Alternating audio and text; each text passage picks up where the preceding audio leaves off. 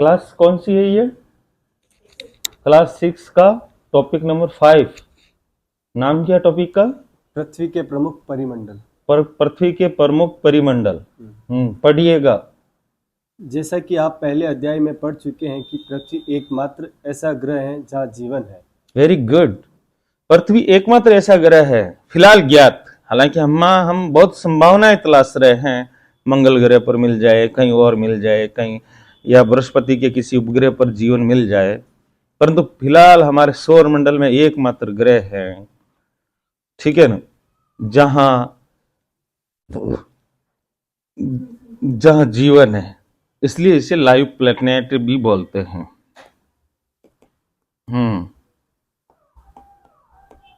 मानव यहाँ जीवित रह सकता है क्योंकि जीवन के लिए आवश्यक तत्व भूमि, जल तथा हवा पृथ्वी पर मौजूद है।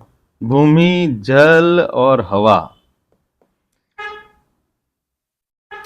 मानव के पैर रखने के लिए भूमि है, पीने के लिए जल है, श्वास के लिए हवा है, और इस जल के द्वारा उत्पादित वनस्पति है और उसका भोजन मिल जाता है। मेन चीज या जीवन की उत्पत्ति की दशाएं, सारी दशाएं जो है वो यहाँ मौजूद है। पृथ्वी की सतह ऐसी है जिसमें पर्यावरण के 3 महत्वपूर्ण घटक आपस में मिलते हैं तथा एक दूसरे को प्रभावित करते हैं। गुड। पृथ्वी की सतह, ठीक है ना, पृथ्वी की सतह जहां जल मंडल भी मिल जाता है, जहां वायुमंडल भी मिल जाता है, जहां स्थल मंडल भी मिल जाता है, ठीक है ना, यह क्राइटेरिया एक ऐसी जगह है जहां तीनों मंडल मिल जाते हैं, जहां जीवन संभव हो पाया है। Good, next. पृथ्वी का ठोस भाग जिस पर हम रहते हैं उसे भूमंडल कहा जाता है। गुड। गैस की परतें जो पृथ्वी के चारों ओर से घेरती है उसे वायुमंडल कहा जाता है। अब यहां गैस की परतें है ना, ठीक है ना, तो हमारा वायुमंडल गैसों का मिश्रण है जो पृथ्वी को चारों ओर से घेरे हुए हैं, ठीक, जहां ऑक्सीजन, नाइट्रोजन, कार्बन डाइऑक्साइड तथा दूसरी गैसें पाई जाती हैं। बहुत सारी गैसें पाई जाती है, ठीक है ना। पृथ्वी के बहुत बड़े भाग पर जल पाया और जाता मेन है। चीज मेन चीज जो आपको याद रखनी है कि एक्चुअली में जीवन के लिए संभव जो गैसें होनी चाहिए ना, वो ये O2, CO2 और N2 ही है। समझ आ रही है? CO2 से ही कार्बनीकरण होता है, हमारा भोजन पदार्थ बनता है वनस्पतिक जगत के द्वारा। समझ में आ रही नहीं आ रही? ये सारी परिस्थितियां यहाँ मौजूद है, यूं ही इसे लिविंग प्लेनेट नहीं बोलते। पृथ्वी के बहुत बड़े भाग पर जल पाया जाता है जिसे जलमंडल कहा जाता है। जलमंडल में जल की सभी अवस्थाएं जैसे बर्फ, जल, जलवाष्प सम्मिलित है। अब जल में क्या सम्मिलित है? जल 3 रूपों में पाया जाता है, पता था ना? तरल के रूप में जल, फिर वाष्प और हिम का भी नाम है, हैं? ठीक है ना, 3 अवस्था में पाया जाता है। इधर बैंड बाजे भी आ गए हैं। ये पृथ्वी के स्थल मंडल पर ये बेहिचक ना चलने देना, तो ये भी तो सुनेंगे ना। पृथ्वी के स्थल मंडल पर बर्बादी की निशानियां जा रही है, ये हमारे पर्यावरण प्रदूषण फैला रहे हैं।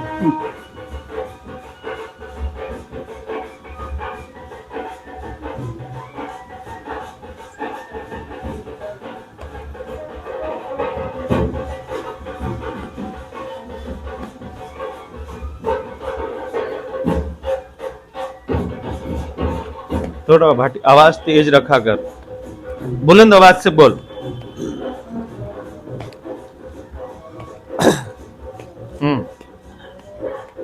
जीवमंडल एक सीमित क्षेत्र है जहाँ स्थल, जल एवं हवा एक साथ मिलते हैं। Very good. जहाँ सभी प्रकार के जीवन पाए जाते हैं। यहाँ स्थल, हवा और जल मिलते हैं, वो एक सीमित क्षेत्र है जहां जीवन संभव हुआ है। गुड। भूमंडल वेरी गुड, बात आई है भूमंडल की। पृथ्वी के ठोस भाग को भूमंडल कहा जाता है। वेरी गुड, ठोस भाग। 7वीं की किताब है, ज्यादा बड़ी उम्मीद मत करिएगा, परंतु जो रीट लेवल 2 है उसके लिए तो ये रामबाण है, उसके लिए तो ये गोट के पी जानी चाहिए। यह भूप्रकृति की चट्टानों तथा मिट्टी की पतली परतों का बना होता है जिसमें जीवों के लिए पोषक तत्व पाए जाते हैं। अब यहाँ भू प्रॉपर्टी चट्टाना प्लस क्या बोला, मिट्टी की पतली परत। मिट्टी की पतली परत। वापस लाइन बोलना तो, यह भूप्रकृति की चट्टानों तथा मिट्टी की पतली परतों का बना होता है जिसमें जीवों के लिए पोषक तत्व पाए जाते हैं। वेरी गुड, जीवों के लिए पोषक तत्व इनमें पाए जाते हैं। अब आप कहेंगे कि मैं तो धूड़ खाता ही नहीं हूं, तो मेरे पोषक तत्व कहां से आए? वानस्पतिक जगत के द्वारा। समझ में आ रही कि नहीं आ रही? वानस्पतिक जगत के द्वारा, तो हमारे पोषक तत्व इस धूड़ में है। गुड। पृथ्वी की सतह को दो मुख्य भागों में बांटा जा सकता है। बड़े स्थलीय भूभाग को महाद्वीपीय के नाम से जाना जाता है तथा बड़े जलाशयों को महासागरीय बेसिन के नाम से जाना जाता है। Very good. ये पृथ्वी की सतह दो भाग, महाद्वीप और महासागर। विश्व के सभी महासागर आपस में एक दूसरे से जुड़े हुए हैं। सभी महासागर जुड़े हुए हैं। आप मैप देखिएगा, ठीक है ना, आप विश्व का मैप देखिएगा, महासागर जुड़े हुए हैं। गुड। कोई भी ऐसा नहीं जैसे हिंद महासागर, अटलांटिक महासागर, फिर प्रशांत महासागर, फिर उत्तर से आर्कटिक महासागर, निचला दक्षिणी ध्रुव महासागर, ये सारा का सारा जालमेल एक हो रखा है। हमने अपनी सुविधा के लिए इसके नाम अलग अलग रखे हैं। गुड। समुद्री जल का तल सभी जगह समान होता है। Very good. इसलिए हम समुद्र तल से ऊंचाई नापते हैं, ताकि जब मैं कहूं समुद्र तल से ऊंचाई 245 मीटर, तो अमेरिका का व्यक्ति भी समझ जाएगा कि ऊंचाई का मतलब क्या हुआ। समझ में आ रही नहीं आ रही? क्योंकि समुद्र का तल सब जगह समान है। राधे राधे। इस तल की ऊंचाई को समुद्र तल से मापा जाता है जिसे शून्य माना जाता है। गुड। समुद्र तल। विश्व का सबसे ऊंचा शिखर माउंट एवरेस्ट समुद्र तल से 8,848 मीटर ऊंचा है। 8,848, 8848 मीटर ऊंचा, मतलब कि लगभग 9 किलोमीटर के आसपास। और सबसे गहरा गर्त मैरियाना गर्त। हाँ बोलिए, अगला लाइन बोलिए। विश्व का सबसे गहरा भाग प्रशांत महासागर का मैरियाना गर्त है। लो, मैरियाना गर्त, जिसकी गहराई 11,022 मीटर है। 11,022 मीटर है। अब साहब इनको जोड़िए, सबसे ऊंचे और सबसे नीचे वाले भाग को जोड़िए, आपको पता चल जाएगा। 8,848 प्लस 11,022, यानी कि पृथ्वी के सबसे ऊंचे और नीचे 10, 4 2 6 1 7 8 9 1, लगभग 20 किलोमीटर का गैप है। पृथ्वी के सबसे नीचे स्थान से सबसे ऊंचे स्थान के बीच लगभग 20 किलोमीटर का गैप है। और ये डाटा आप याद रख लीजिएगा, जीवन में आपके एक सवाल राइट करवाएगा। 19,870।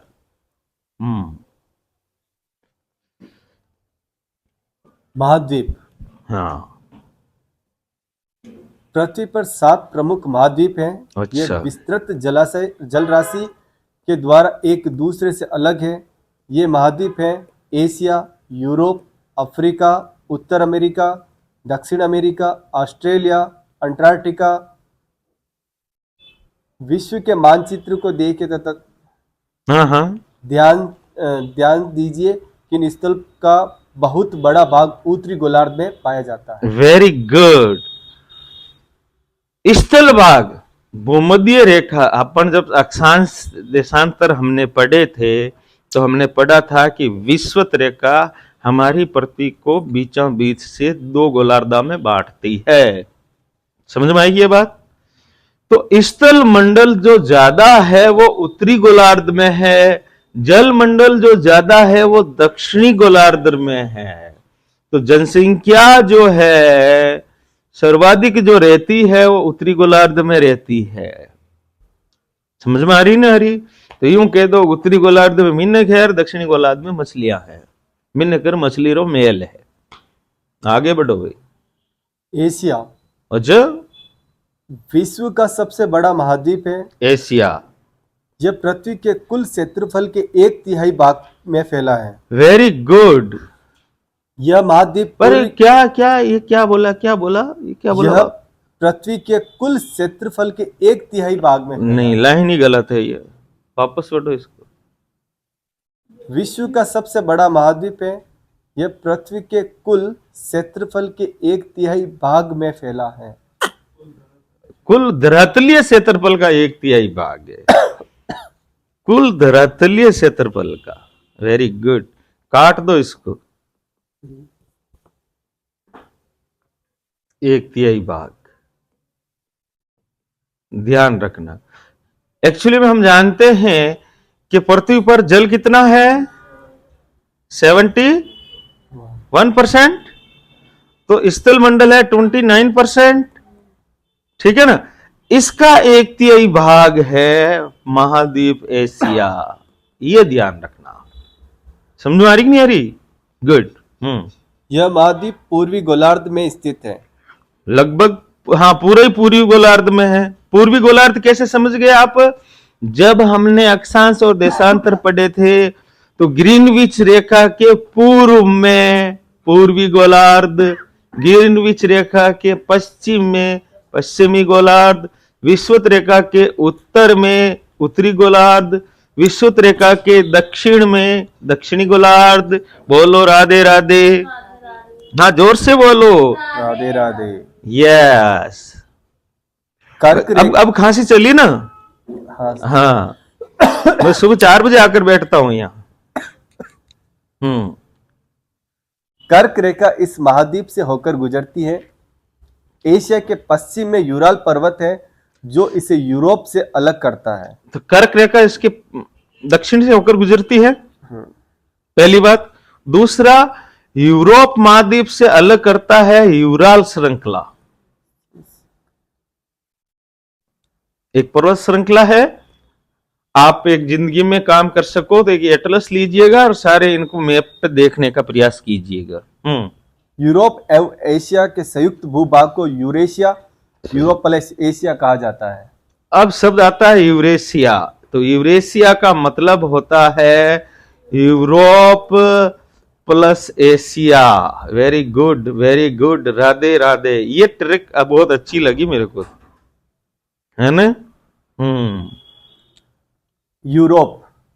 अरे वाह, यूरेशिया की बात चली तो यूरोप पे आ गए। चलो भाई, श्वेत देश में चलते हैं।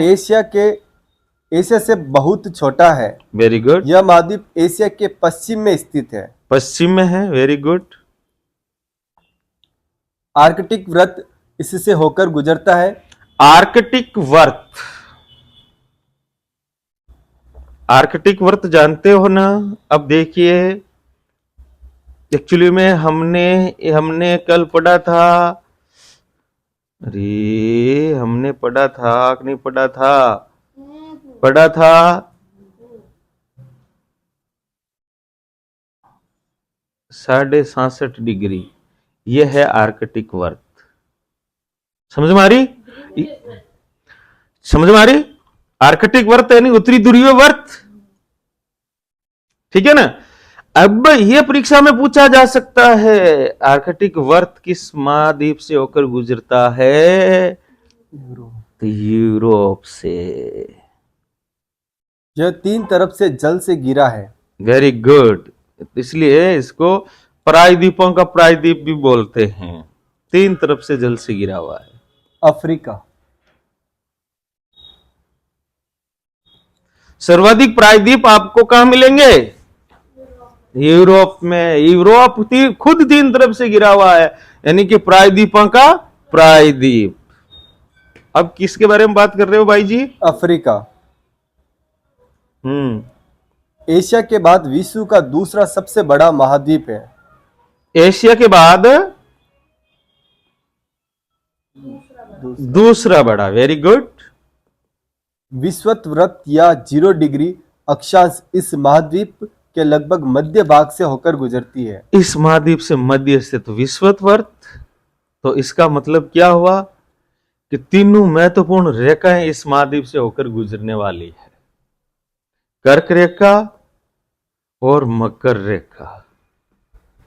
एकमात्र महाद्वीप है जिसमें से तीनों रेखाएं आर पार निकलती है। अफ्रीका का बहुत बड़ा भाग उत्तरी गोलार्ध में स्थित है। हाँ, क्या हुआ? हाँ, यह एक ऐसा महाद्वीप है जिससे होकर कर्क, विषुवत तथा मकर रेखाएं तीनों गुजरती है। तीनों गुजरती हैं। गुड। सहारा का रेगिस्तान विश्व का सबसे बड़ा गर्म रेगिस्तान है। सहारा का रेगिस्तान यानी कि गर्म रेगिस्तान। रेगिस्तान दो प्रकार के होते हैं, ठंडे मरुस्थल और गर्म मरुस्थल। तो गर्म मरुस्थल है सहारा और विश्व का सबसे बड़ा मरुस्थल है सहारा मरुस्थल, जो अफ्रीका में स्थित है। यह महाद्वीप चारों तरफ से समुद्र एवं महासागरों से घिरा हुआ है। आप देखेंगे कि विश्व की सबसे लंबी नदी नील नदी अफ्रीका से होकर गुजरती है। Very good. अफ्रीका महाद्वीप की प्रमुख नदी है नील नदी। Very good. अफ्रीका का मानचित्र देखिए तथा बताइए। और यह बताऊं आपको कि आपकी सामान्य जानकारी के लिए कि विश्व में सबसे पहले कृषि अवशेष यहाँ नील से घाटी क्षेत्र में ही मिले हैं। सबसे पहले जो फसल बोई गई थी गेहूं और जौ, वो नील में ही मिले हैं। आपकी जानकारी के लिए बता दूं। उत्तर अमेरिका। अच्छा, वेरी गुड भाई।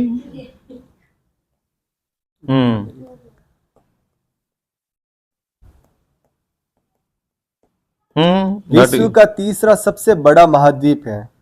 थर्ड लार्जेस्ट महाद्वीप। सही है। यह दक्षिण अमेरिका से एक संक्रय स्थल से जुड़ा है जिसे पनामा जल संधि वेरी कहा जाता है। पनामा जल संधि। यहां से पनामा नहर निकाली गई है, ध्यान रखना। यहाँ पनामा देश भी है, ये भी ध्यान रखना। यह महाद्वीप पूरी तरह से उत्तरी एवं पश्चिमी गोलार्ध में स्थित है। पूरी तरह उत्तरी गोलार्ध। ये तो हो गई विषुवत रेखा, ये हो गई ग्रीनविच रेखा। ये महाद्वीप कौन सा? उत्तरी अमेरिका। उत्तरी अमेरिका जो है वो यहाँ है, यानी कि पूरी तरह से उत्तरी गोलार्ध में है, पूरी तरह से पश्चिमी गोलार्ध में है। समझ में आ गई? ये तो समझ में आ जाना चाहिए। यह महाद्वीप 3 महासागरों से घिरा है। घिरा हुआ है, घिरा हुआ है। दक्षिण अमेरिका। 3 महासागर कौन कौन से? पूर्व की ओर से अटलांटिक महासागर, पश्चिम में प्रशांत महासागर, उत्तर में आर्कटिक महासागर। गुड, आगे बढ़ो। दक्षिण अमेरिका। दक्षिणी अमेरिका। अधिकांश भाग दक्षिणी गोलार्ध में स्थित है। इसका अधिकांश भाग दक्षिणी गोलार्ध में है। यहाँ इसके पूर्व एवं पश्चिम में कौन से 2 महासागर स्थित है? इसके पूर्व और तो भाई पूर्व में तो हो गया आपको अटलांटिक महासागर और पश्चिम में हो गया प्रशांत महासागर। गुड। विश्व की सबसे लंबी पर्वत श्रृंखला एंडीज उत्तर से दक्षिण की ओर फैली। Very good. ये महाद्वीप है, यहाँ एंडीज है, यहाँ एंडीज, ये एंडीज है। यानी कि दक्षिणी अमेरिका महाद्वीप के पश्चिमी भाग में एंडीज पर्वत श्रृंखला है, जो विश्व की सबसे लंबी पर्वत श्रृंखला है। दक्षिण अमेरिका में विश्व की सबसे बड़ी नदी अमेजन बहती है। Very good, Amazon. अमेजन बहुत ज्यादा अफवाह तंत्र, यानी इसका अफवाह तंत्र बहुत बड़ा है और इसमें पानी भी बहुत ज्यादा बहता है। और अमेजन की वजह से अमेजन वन, वाह भाई वाह, क्या बात है। विश्व की 20% ऑक्सीजन ये अमेजन वन देते हैं। ऑस्ट्रेलिया हम्म विश्व का सबसे छोटा महाद्वीप है। ऑस्ट्रेलिया, कुछ नहीं कहोगे, ऑस्ट्रेलिया में जितने मनुष्य रहते हैं उससे दुगने वहां कंगारू रहते हैं, इसलिए ज्यादा छेड़छाड़ी नहीं कर सकते आप। समझ में आ रही कि नहीं आ रही? जितने मनुष्य रहते हैं उससे दुगने कंगारू रहते हैं वहां।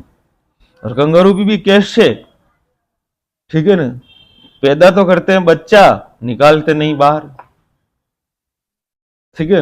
और बाय दी वे निकल गया तो वहां पर घुसा देते हैं अंदर।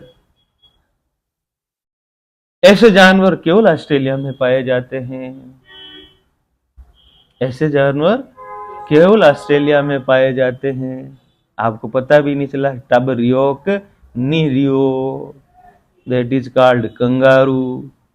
Very good. जो पूरी तरह दक्षिणी गोलार्ध में स्थित है। यह चारों तरफ से महासागरों तथा समुद्रों से घिरा है।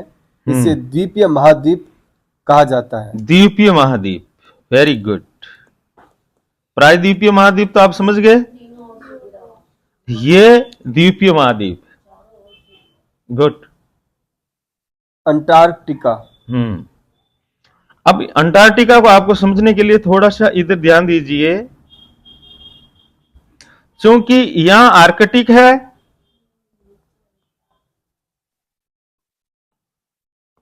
ठीक है ना, तो नीचे एंट आर्कटिक होगा, तो एंटार्कटिका हो गया। समझ में आ रहा नहीं आ रहा? ये अंटार्कटिका। गुड। एक बहुत बड़ा महाद्वीप है जो दक्षिणी गोलार्ध में स्थित है। श्वेत महाद्वीप है ये पूरा, इसे दक्षिणी गोलार्ध में है। और एक सबसे महत्वपूर्ण बात है, विज्ञान को समर्पित महाद्वीप भी कहलाता है। विज्ञान को समर्पित महाद्वीप।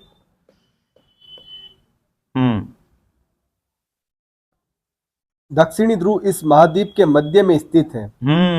दक्षिणी ध्रुव, चूंकि यह दक्षिणी ध्रुव क्षेत्र में स्थित है, इसीलिए यह हमेशा मोटी बर्फ की परतों से ढका रहता है। हाँ। यहाँ किसी भी प्रकार का स्थायी मानव निवास नहीं है। कोई भी स्थायी मानव निवास नहीं है। अब ज्यादा छेड़खानियां बढ़ रही है प्रयोग के लिए, इसलिए विज्ञान को समर्पित महाद्वीप भी कहलाता है। हाँ, गुड, आगे बढ़िए। बहुत से देशों के शोध केंद्र यहाँ स्थित है। Very good. बहुत से देशों के शोध केंद्र, जो सक्षम देश है। अब आप कहेंगे भूटान का है क्या, तो नहीं है। समझ में आ रही कि नहीं आ रही? जो सक्षम देश हैं उनके शोध केंद्र है यहाँ। जैसे भारत का कोई नाम याद है? गंगोत्री। एक और है मैत्री। चलिए, जलमंडल। अब जलमंडल के बारे में बात करते हैं। जलमंडल,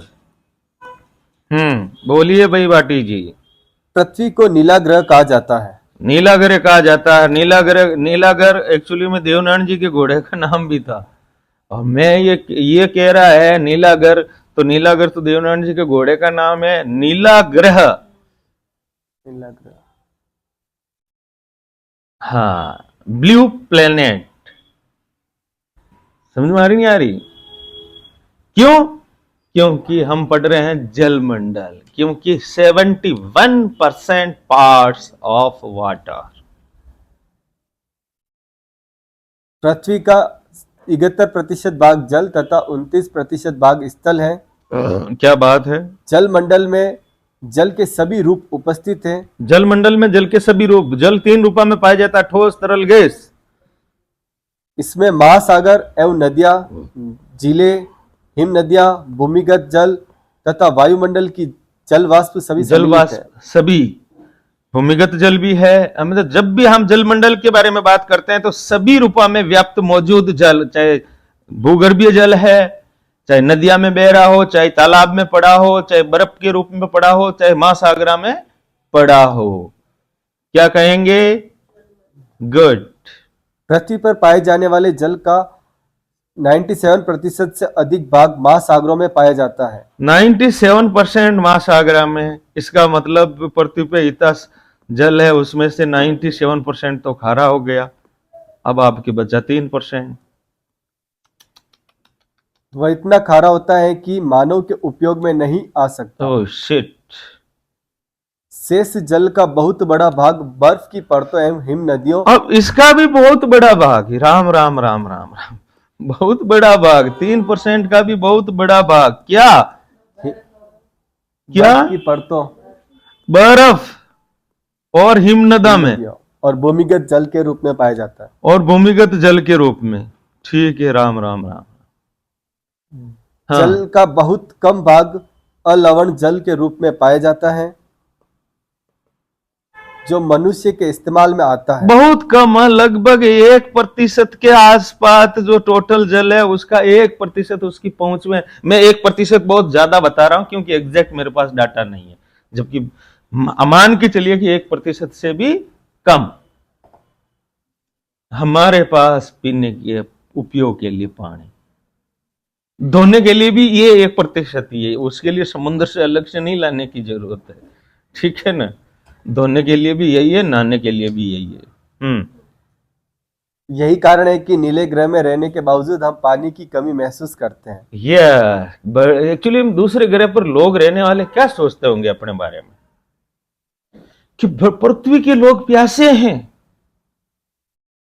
पृथ्वी के लोग। अब वो जो यमराज जी है, वित्त चित्रगुप्त, यहाँ वास्तव में आए और लोगों की समस्या सुने कि यहाँ लोग बहुत प्यासे हैं, इस बस्ती में पानी की कमी है, तो वो दांत निकाल के वापस चले जाएंगे कि नहीं, नरक तो यही है, इनको कहीं ले जाने की जरूरत नहीं है, इनके लिए नरक यही है। आगे महासागर। महासागर। महासागर जलमंडल के मुख्य भाग हैं। ये आपस में एक दूसरे से जुड़े हुए हैं। ठीक है, वेरी गुड। महासागरीय जल हमेशा गतिशील रहता है। गतिशील रहता है, वेरी गुड। तरंगे, ज्वार भाटा, लहरें, महासागरीय तरंगे, ज्वार भाटा, महासागरीय धाराएं और महासागरीय जलधाराएं, वेरी गुड। महासागरीय जल की मुख्य 3 गतियां हैं। गुड। बड़े से छोटे आकार के आधार पर क्रमशः 5 महासागर प्रमुख है। याद रखना, बड़े से छोटे क्रम, धीरे से, आराम से, लाउडली बोलना। प्रशांत महासागर फर्स्ट, अटलांटिका महासागर सेकंड, हिंद महासागर थर्ड, दक्षिणी महासागर फोर्थ, आर्कटिक महासागर फिफ्थ। ये महासागर।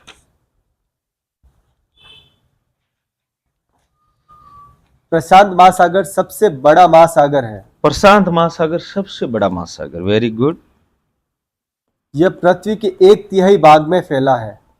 ये पृथ्वी के 1/3 भाग में फैला हुआ है, ये राइट बात। ये टोटल पृथ्वी है ना, उसके 1/3 भाग पर तो प्रशांत जी अकेले ही बैठे हैं।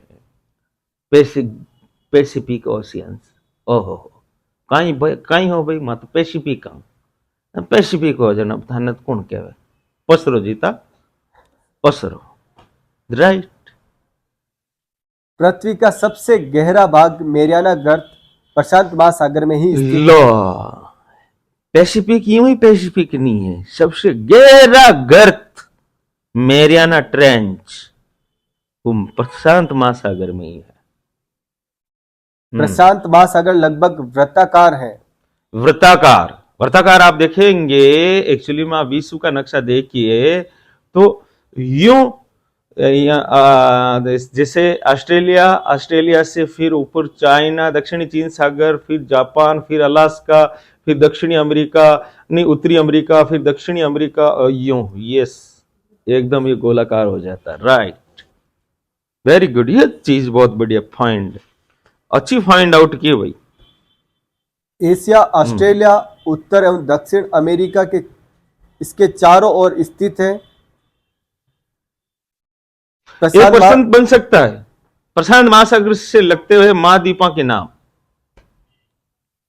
गुड। प्रशांत महासागर के चारों ओर इन महाद्वीपों की स्थिति पता लगाई है। लगा लेंगे।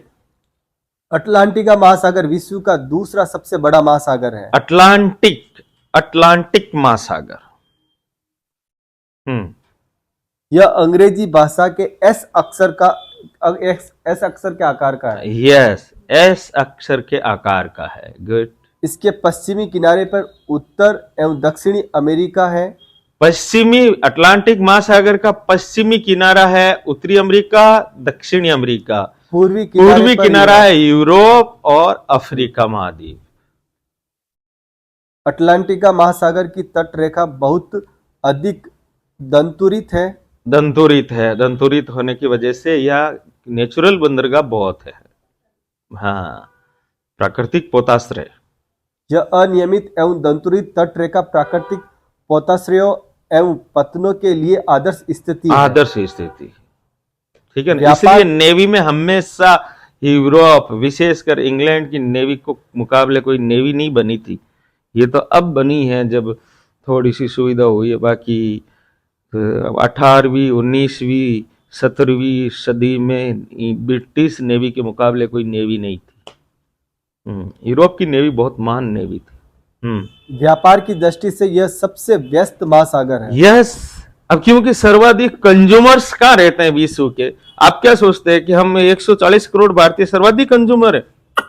2 रोटी सुबह, 2 रोटी शाम को, ये कंज्यूम हुआ क्या? कंज्यूम तो क्या, पिज्जा, बर्गर, फिर इसको पचाने के लिए जिम का सामान, फिर उसको सेट करने के लिए प्रोटीन, फिर खाना। ये कंज्यूम करने वाले लोग तो यूरोपीय और अमेरिकन लोग हैं। इसके ऊपर ही आदान प्रदान होता रहता है। अपन तो ठीक है बनाते हैं और खाते हैं। हकीकत में रियल कंडीशन दान की तो रियो, खावे जी तो रियो। तारा बाप ने कदे ही तो क्यों कहे कि भाई दान रे लावा भी की चीज खाने बनी और ये संसार में। चलिए आगे बढ़िए। हिंद महासागर। दैट इज राइट है ना। तो हाँ, हिंद महासागर ही एक ऐसा महासागर है जिसका नाम किसी देश के नाम पर है, यानी भारत। बस भारत को गर्व करने के लिए ये बहुत अच्छा चांस है कि भाई क्या हम मान है क्योंकि हमारे नाम पर हिंद महासागर का नाम है कि थारे। ठीक, आगे बढ़ो। यह महासागर लगभग त्रिभुजाकार है। इसके उत्तर में एशिया, पश्चिम में अफ्रीका तथा पूर्व में ऑस्ट्रेलिया स्थित है। Very good. दक्षिणी महासागर अंटार्कटिका महाद्वीप के चारों ओर से घेरता है। यह अंटार्कटिका महाद्वीप से उत्तर की ओर, एक्चुअली ये अंटार्कटिका महाद्वीप है, दक्षिणी ध्रुव पर है ना। इसके चारों ओर जो महाद्वीप बनता है ना, हालांकि इसे पूर्ण महासागर कहें कि नहीं कहें ये थोड़ा सा कंफ्यूज है, फिर भी चलो महासागर कह देते हैं। तो ये जो महासागर है उसे क्या कहेंगे? दक्षिणी महासागर। हाँ, यह उत्तर की ओर से 60 डिग्री दक्षिणी अक्षांश तक फैला हुआ है। ठीक है, 60 डिग्री दक्षिणी अक्षांश तक। गुड। आर्कटिक महासागर उत्तर ध्रुव व्रत में स्थित है। आर्कटिक तथा यह उत्तर ध्रुव के चारों ओर फैला है। Very good. यह प्रशांत महासागर के चिचले जल वाले एक संकरे भाग से जुड़ा है। गुड। जिसे बेरिंग जल संधि के नाम से जाना जाता है। गुड। बेरिंग जल संधि से ये जुड़ा हुआ है। बेरिंग जल संधि। बेरिंग जल संधि आपको पता हो अलास्का और एशिया की कौन सी जगह? अलास्का उत्तरी अमेरिका का बोल दिया ना मैंने। अलास्का और रूस की जगह के बीच से बेरिंग जल संधि गुजरती है। यह उत्तर अमेरिका के उत्तरी तटों तथा यूरेशिया से घिरा है। गुड। वायुमंडल। हाँ, हम 3 मंडला के बारे में बात करते हैं तो वायुमंडल के बारे में बात करनी पड़ेगी भाई। सही बात। हमारी पृथ्वी चारों ओर से गैस की एक परत से घिरी हुई है जिसे वायुमंडल कहा जाता है। गैस की परतों से घिरी हुई है, ठीक है ना। वैसे हमारा जो वायुमंडल है गैसों का मिश्रण है, गैसीय रूप में किसी भी फॉर्म में मिश्रण है, ठीक है। हाँ, वायु की यह पतली परत इस ग्रह का महत्वपूर्ण एवं अटूट भाग है। Very good. यह हमें ऐसी वायु प्रदान करती है जिससे हम लोग सांस लेते हैं। यह वायुमंडल हम लोगों को सूर्य की कुछ हानिकारक किरणों से बचाता है। पराबैंगनी किरणा से हानिकारक किरणें यानी कि पराबैंगनी किरणा से इसमें जो ओजोन परत होती है, समता मंडल के ऊपर जो ओजोन मंडल होता है, उस ओजोन मंडल में पराबैंगनी विकिरणा से हमारी रक्षा करती है। वायुमंडल अब देखो ये भी ओजोन की कितनी बड़ी खासियत है। ये ओजोन अगर सौभ मंडल में हो तो हानिकारक होती है हमारे लिए, व्यक्तिगत रूप से हम ओजोन ग्रहण करें तो हमारे लिए हानिकारक होती है। समझ में आ रही नहीं आ रही? जहरीली गैस है, और वही ओजोन ऊपर लिए हमारे लिए प्राणदायक है। वाह भाई वाह वाह। प्रकृति का निर्माण करते वक्त लोगों ने क्या सोच किया, बडेरा करिए और राम जी करिए, पता ही नहीं चले की पर बडेरा करता पड़वा ही बना होता, मैंने तो नहीं लगा कि इतनी बढ़िया बना होता। ठोक देता डालिया क्या लुड़ा नेक देता। चलिए आगे बढ़िए। वायुमंडल 1600 किमी की ऊंचाई तक फैला है। 1600 मतलब 1600 बोल देना, 1600 किलोमीटर तक ऊंचाई तक फैला हुआ। 1600 बात ऐसी लंबी चौड़ी फेंके। हाँ, वायुमंडल को उसके घटकों, तापमान तथा अन्य के आधार पर 5 परतों में बांटा जाता है। यस, वायुमंडल के 5 डिविडेशंस। इन परतों को पृथ्वी की सतह से शुरू करते हुए सौभ मंडल, वेरी गुड, समताप मंडल, सौभ, समताप, मध्य, आयन आयन तथा बहिर्मंडल कहा जाता है। और बहिर्मंडल कहा जाता है। एक तो इस चीज को आप एज इट इज याद कर लें, आपके काम आएगा। इस चीज को आप एज इट इज याद कर लें। हाँ, वायुमंडल मुख्यतः ऑक्सीजन एवं नाइट्रोजन का बना है, जो कि साफ तथा शुष्क हवा का 99% भाग है। ये O2 और N2 मिलकर 99% हो जाते हैं। O2 और N2 मिलकर 99%, बाकी वाला में सब। हाँ, आयतन के अनुसार नाइट्रोजन 78%, ऑक्सीजन 21% तथा दूसरी गैस जैसे कार्बन डाइऑक्साइड, आर्गन इत्यादि की मात्रा 1% है। आर्गन मतलब अन्य सारी, इन सब का 1% है, यानी सर्वाधिक नाइट्रोजन है। नाइट्रोजन एक्चुअली में, नाइट्रोजन अगर नहीं होती तो एक बार आग लग जाती तो फिर आग बुझती भी नहीं, पता था ना? आग को सीमित रखने के लिए नाइट्रोजन बहुत जरूरी है। ऑक्सीजन सांस लेने के लिए आवश्यक है, जबकि नाइट्रोजन प्राणियों की वृद्धि के लिए आवश्यक है। गुड। प्रोटीन का निर्माण, नाइट्रेटीकरण प्रक्रिया के द्वारा प्रोटीन का निर्माण। क्यों भाई? Hello, that is right. Carbon dioxide यद्यपि बहुत कम मात्रा में है, लेकिन यह पृथ्वी द्वारा छोड़ी गई ऊष्मा को अवशोषित करती है। गुड। जिससे पृथ्वी गर्म रहती है, पृथ्वी के कंबल के रूप में काम करती है, वरना रात को पृथ्वी ठंडी ठैम हो जाती, रहने लायक नहीं रहती। रात को रहने लायक नहीं रहती। अगर रात को पृथ्वी रहने लायक, रात को -3 -150 डिग्री तापमान नहीं जाता, उसका कारण है CO2 की उपस्थिति। CO2 कितनी महत्वपूर्ण है, पर प्रॉब्लम क्या है? प्रॉब्लम यह है कि वो जितनी है उतनी ही महत्वपूर्ण है, उससे ज्यादा महत्वपूर्ण नहीं है। यह पौधों की वृद्धि के लिए भी आवश्यक है। गुड। ऊंचाई एक्चुअली में जब पौधे प्रकाश संश्लेषण की प्रक्रिया करते हैं तो CO2 का उपभोग करके ही सेल्यूलोज ग्लूकोज बनाते हैं, C6H12O6। ऊंचाई के साथ वायुमंडल के घनत्व में भिन्नता आती है। बिल्कुल। यह घनत्व समुद्री तल पर सबसे अधिक होता है। यह समुद्री तल सबसे नीचा तल। Very good. तथा समुद्री तल से पढ़ते रहे तथा जैसे जैसे हम ऊपर की ओर जाते हैं, यह तेजी के साथ घटता जाता है। घनत्व घटता जाता है।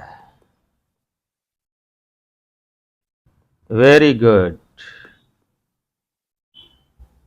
आप जानते हैं कि पहाड़ों पर पर्वतारोहियों को हवा के घनत्व की कमी होने के कारण सांस लेने में कठिनाई होती है। ऊंचाई पर सांस लेने के लिए उन्हें अपने साथ ऑक्सीजन सिलेंडर लेकर जाना पड़ता है। जैसे जैसे हम ऊपर की ओर जाते हैं, तापमान भी घटता जाता है। तापमान भी घटता जाता है। तो इसका मतलब क्या हुआ? एक्चुअली में इस तापमान घटने जाने का मुख्य कारण क्या हुआ कि हमारे वायुमंडल अधिकांश गर्म भूमि की विकिरणा से होती है, भूमि की विकिरणा से होती है। तो नीचे तो गर्म, ज्यों ज्यों ऊपर जा रहे हैं सूर्य मतलब ज्यों ज्यों पृथ्वी से दूर जा रहे हैं ठंडा, तो इसका मतलब गर्म कौन कर रहा है वायुमंडल को? पृथ्वी। गुड। वायुमंडल पृथ्वी पर दबाव डालता है। यह एक स्थान से दूसरे स्थान पर अलग अलग होता है। कुछ क्षेत्रों में हमें अधिक दाब महसूस होता है जबकि कुछ क्षेत्रों में कम। वायु उच्च दाब से निम्न दाब की ओर बहती है। गतिशील वायु को पवन कहा जाता है। यहाँ एक और चीज, वायु दाब जो है वो पृथ्वी पर दाब डालता है। पृथ्वी की ग्रेविटी फोर्स से कोई भी चीज दाब डालेगी, ठीक है ना। अब कहीं पर कम है, कहीं पर जाता है, वो घूर्णन गति के कारण और तापमान की भिन्नता के कारण। हम जब पृथ्वी की वायुदाब पेटियां पढ़ेंगे तो शायद हम पढ़ लेंगे, ठीक है ना। तो उच्च वायुदाब से निम्न वायुदाब की ओर जब हवा चलती है उससे पवन बोला जाता है। क्या बोला जाता है? Part is complete. जीवमंडल है जीवमंडल। अच्छा, अभी जीव मंडल बाकी है। चलिए जीव मंडल अभी, अच्छा 3 मंडल हो गए, अब इनमें आएगा जीव। जीव पड़ी जन रही भाई। हाँ, जीवमंडल स्थल, जल तथा हवा के बीच एक सीमित भाग है। जल, स्थल और हवा के तीनों के कॉम्बिनेशन से एक जीव समृद्ध होता है। हाँ, यह वह भाग है जहाँ जीवन मौजूद है। यस। यहाँ जीवों की बहुत सी प्रजातियां हैं जो कि सूक्ष्म जीवों तथा बैक्टीरिया से लेकर बड़े स्तनधारियों के आकार में पाई जाती हैं। व्हेल मछली, हाथी जैसे, अमीबा से लेकर हाथी व्हेल मछलियां तक। समझ में आ रही नहीं आ रही? मनुष्य सहित सभी प्राणी जीवित रहने के लिए एक दूसरे से तथा जीवमंडल से जुड़े हुए हैं। गुड। हम सभी प्राणी इस जीव मंडल से इस प्रकार से जुड़े हुए हैं कि हम ये तीनों जो मंडल है, स्थल मंडल, जल मंडल और वायुमंडल, जब मिलते हैं तो इनकी अभिक्रिया स्वरूप एक जगत का निर्माण होता है और हम उनके पार्ट्स बनते हैं। हम उनमें छेड़खानी करते हैं, हम उनमें योगदान करते हैं, हम उनकी विनाश लीला भी रचते हैं, जो अब सामने जलवायु परिवर्तन के रूप में सामने आती है, वो देखेंगे बाद में कभी। जीवमंडल के प्राणियों को मुख्यतः 2 भागों में, पहला जंतु जगत एवं पादप जगत में विभक्त किया जा सकता है। Very good. जंतु और पादप। पृथ्वी की ये तीनों परिमंडल आपस में पारस्परिक क्रिया करते हैं तथा एक दूसरे को किसी न किसी रूप में प्रभावित करते हैं। तीनों परिमंडल मतलब समझ रहे हैं ना? जल, थल और वायु। उदाहरण के लिए लकड़ी तथा खेतों के लिए वनों को काटा जाए तो इससे ढलुआ भाग पर मिट्टी का कटाव तेजी से होने लगता है। इसी प्रकार प्राकृतिक आपदाएं जैसे भूकंप से पृथ्वी की सतह में परिवर्तन हो जाता है। हाल ही में सुनामी के कारण अंडमान एवं निकोबार द्वीप समूह का कुछ भाग पानी में डूब गया, जिसे इंदिरा पॉइंट कहते थे ना, वो इंदिरा पॉइंट डूब गया। झीलों तथा नदियों में दूषित पदार्थों के प्रवाहित होने से उनका जल मानव के इस्तेमाल के लायक नहीं रहा। गुड। यह जल दूसरे जीवों के लिए नुकसान पहुंचाता है। उद्योगों, तापीय विद्युत संयंत्रों तथा गाड़ियों का उत्सर्जित पदार्थ, ये क्रियाकलाप हमारे हैं जो पर्यावरण के अनुकूल और प्रतिकूल होते हैं, ठीक है ना। अनुकूल भी ऐसा कुछ नहीं, ऐसा भी नहीं है कि भाई मानव ही एकमात्र ऐसा प्राणी है जो प्रकृति में अपना कुछ योगदान दे सकता है। शेर ने कभी रूखड़ा पौधा रोपा नहीं रोपा, केवल हिनिया खा गया और सो गया साला। ऐसा नहीं कि भाई 1-2 वृक्ष लगाए, नहीं लगाता, ठीक है ना। तो मानव विनाश भी रचता है, सर्जन भी करता है, परंतु वो जिस प्रकार से मानव ने अपनी उत्तरदायित्व दूसरा पर ढोली है, ठीक है ना, तब से यह विनाश लीला तेज हो गई। चाहते सब हो कि पर्यावरण शुद्ध हो, वृक्ष ज्यादा से ज्यादा हो, पर अपने घर के सामने तो लगाना शुरू ही नहीं किया आप लोगों ने, ठीक है ना। ये सारे अपने मानव लीला है। कार्बन डाइऑक्साइड वायु का एक महत्वपूर्ण घटक है, क्योंकि इसके द्वारा प्रकाश संश्लेषण की क्रिया अधूरी रह जाएगी। प्रकाश संश्लेषण नहीं होगा तो सारी जीव जगत को भोजन नहीं मिलेगा। लेकिन कार्बन डाइऑक्साइड की मात्रा में वृद्धि के कारण पृथ्वी के तापमान में वृद्धि हो रही है। बस अब मेन चीज क्या है कि तापमान में जो आवश्यकता से अधिक जो कार्बन डाइऑक्साइड इकट्ठी हो गई तो पृथ्वी का तापमान वो एक कंबल के रूप में कार्य करती है और पृथ्वी का तापमान बढ़ा रही है। तो जलवायु परिवर्तन का मुख्य कारण CO2 बन रही है। अब गणी COP29 हो रहा है, क्या अभी क्या 29 हुआ, क्या हुआ, COP29 हो रहा है, पेरिस जलवायु समझौता हो गया। कोई कह रहा है कि तेरी वजह से जलवायु परिवर्तन हो गई, कोई वो कह रहा है कि चीन की वजह से हो रही है, चीन कह रहा, अमेरिका कह रहा है कि तेरी वजह से हो गई। इतने में ट्रंप आ गया कि किसी की वजह से नहीं हो, चुप रहो, 20 तारीख के बाद देखेंगे, 20 जनवरी के बाद देखेंगे किसकी वजह से हुई। इस चक्कर में सब कूद रहे हैं, 20 तारीख के बाद क्या होगा, 20 तारीख के बाद क्या होगा, 20 तारीख के बाद क्या होगा। इसे भूमंडलीय तापन कहा जाता है। यस, इसीलिए भूमंडल, वायुमंडल तथा जल मंडल के बीच प्राकृतिक संतुलन को बनाए रखने के लिए पृथ्वी के संसाधनों के सीमित उपयोग की आवश्यकता है। यस, पृथ्वी के संसाधनों का सीमित उपयोग की आवश्यकता है। और इसके साथ एक चीज मैं आपको और बताऊं, महात्मा गांधी ने कहा था कि प्रकृति मानव की आवश्यकता, सभी मानव की आवश्यकताएं पूर्ति कर सकती है, परंतु परंतु परंतु किसी भी एक मानव की लालच पूरा नहीं कर सकती। देखते रहे, सुनते रहे, पढ़ते रहे, गुनगुनाते रहिए,